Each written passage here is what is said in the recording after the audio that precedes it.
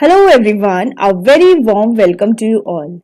In this video, we will be discussing our fourth mode of shifting of registered office, that is from one state to another state. So let's get started. As we all know कि एक registered office एक official address होता है किसी भी company का, जहां पे कंपनी के लिए ऑफिशियल लेटर्स रिमाइंडर्स भेजे जाते हैं by any person, any government, non government और रेगुलेटरी बॉडी और anyone. In terms of Section 7 of Companies Act 2013, all the registered companies are legally required to have a registered office address in India from the date of commencement of business or within 30 days from the date of incorporation, whichever is earlier. These are the four modes of shifting of registered office. We have already discussed first, second and the third mode in the previous videos. If you have not seen, you can find the link of the same in the description box. Now, in this video, we are going to discuss our fourth mode, that is shifting of the registered office to another state in India. Now, let's start with the procedure.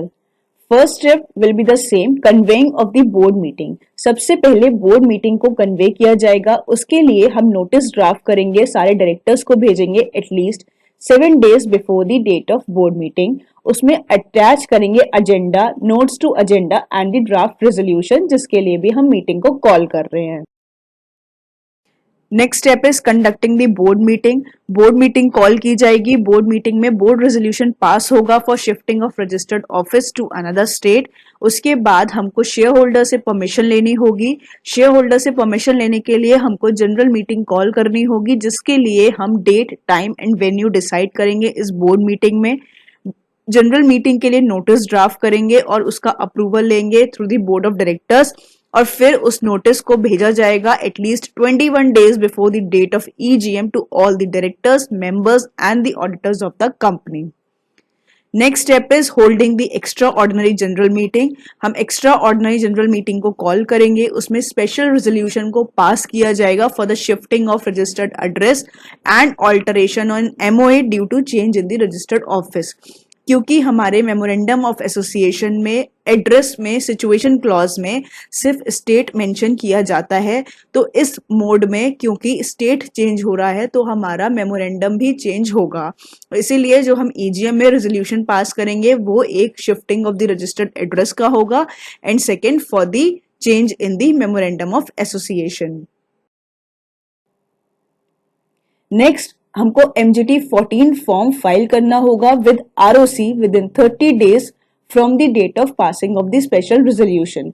As we all know कि जब भी special resolution pass किया जाता है उसके with in 30 days हमको MGT 14 form file करना होता है.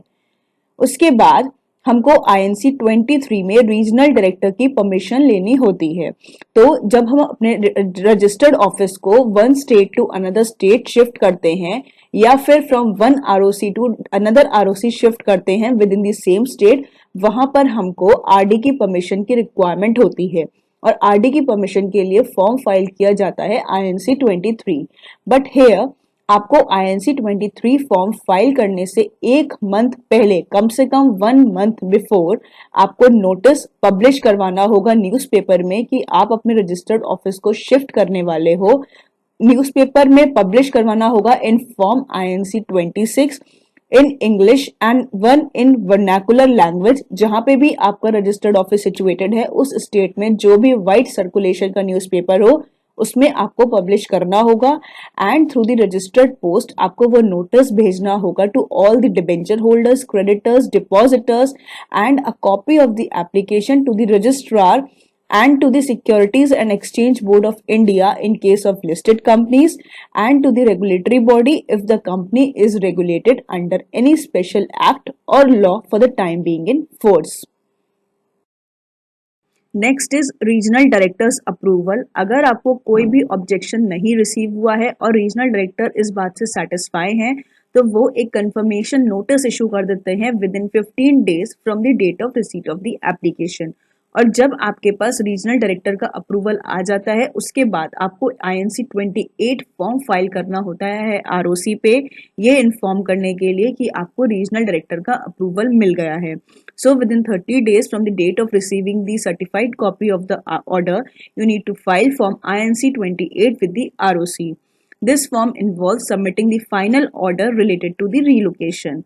जब INC 28 का अप्रूवल आ जाएगा उसके बाद आपको INC 22 फॉर्म फाइल करना होगा with ROC. This form is for informing कि आपकी जो एड्रेस है वो अपडेट हो चुका है.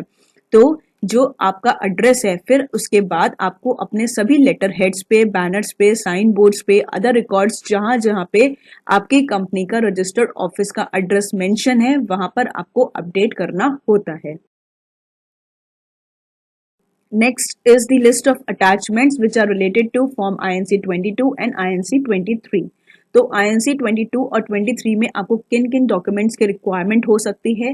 रेंट या लीज एग्रीमेंट, जहां पर भी आपका रजिस्टर्ड ऑफिस सिचुएट होने वाला है वहां का रेंट एग्रीमेंट हो या लीज एग्रीमेंट हो. NOC from the owner. Utility bill, उस एड्रेस का, रजिस्टर्ड ऑफिस का कोई भी यूटिलिटी बिल हो like gas bill, water bill, electricity bill, any bill which should not be older than 2 months. Copy of the order from the competent authority.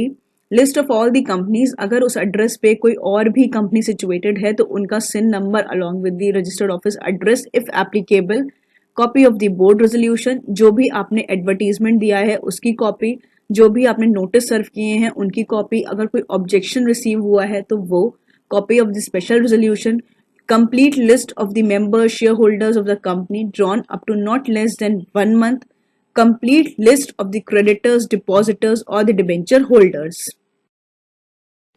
Provided that जो भी हमारी list है creditors की, debenture holders की, उसमें जो भी हमारी लिस्ट को अटैच किया गया है उसके साथ ही ये भी डिटेल्स जाएंगी कि जो भी क्रेडिटर्स, डिबेंचर होल्डर्स हैं उनके नेम्स, एड्रेस क्या हैं या फिर कितना अमाउंट उन पे ड्यू है, क्या क्लेम्स हैं, क्या उनकी लाइबिलिटीज है, वो सभी मेंशन किए जाएंगे. प्रोवाइडेड दैट जो लिस्ट ऑफ डिबेंचर होल्डर्स और क्रेडिटर्स की लगाई जाएगी उसके साथ ही एक डिक्लेरेशन भी लगाई जाती है जिसको साइन करेगा कंपनी का CS या फिर कंपनी के at least 2 directors, one of home shall be a managing director. अब वो इस डिक्लेरेशन में क्या मेंशन करेंगे, वो ये मेंशन करेंगे कि उन्होंने पूरी इंक्वायरी करी है into the affairs of the company और उनकी नॉलेज के अकॉर्डिंग जो लिस्ट दी गई है वो पूरी करेक्ट है और जो भी डेट्स मेंशन किए गए हैं वो पूरे करेक्ट हैं. उसके अलावा कोई भी डेट्स, कोई भी क्लेम कंपनी के अगेंस्ट में नहीं बनता है to the best of their knowledge. इसके साथ ही कोई भी एम्प्लॉय यानी कि no employee shall be retrenched as a consequence of shifting of the registered office. किसी भी एम्प्लॉय का रिट्रेंचमेंट नहीं किया गया है रजिस्टर्ड ऑफिस को शिफ्ट करने की वजह से. And there shall be an application which is filed by the company to the chief secretary of the concerned state government or the union territory. Thank you so much. I hope it is clear. Stay connected for further videos.